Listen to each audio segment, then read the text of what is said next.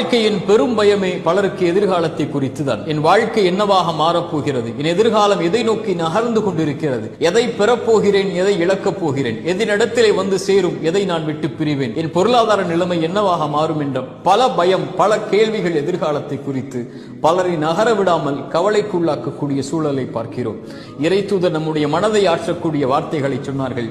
எந்த ஒரு ஆத்மாவும் இந்த உலகத்திலிருந்து மரணித்து விடாது, அதனுடைய வாழ்வாதாரத்தை முழுமையாக்காமல் எனக்கும் உங்களுக்கும் எழுதப்பட்ட கடைசி சொட்டு தண்ணீரை நானும் நீங்களும் அருந்தாமல் இந்த உலகத்தில் இருந்து பிரிந்து விட மாட்டோம். நமக்காக எழுதப்பட்டதை நாம் அடைந்தே தீர்வோம். நம்மிடத்திலிருந்து யாரும் பறித்து விட முடியாது. இறைவனால் முடிவு செய்யப்பட்ட பாதையில் ஏன் பயம் நகர்வதற்கு, ஏன் கவலை? நடப்பவை நடந்தே தீரும். இறைவன் இதை துவங்கும் போது நம்மோடு தான் இருந்தான், முடியும் வரை நம்மோடு தான் இருப்பான். நடப்பவை, அமைக்கப்பட்டவை நம்முடைய பாதையில் நலவாகவே அமைக்கப்பட்டிருக்கிறது என்ற நம்பிக்கையில் முன்னேறுங்கள்.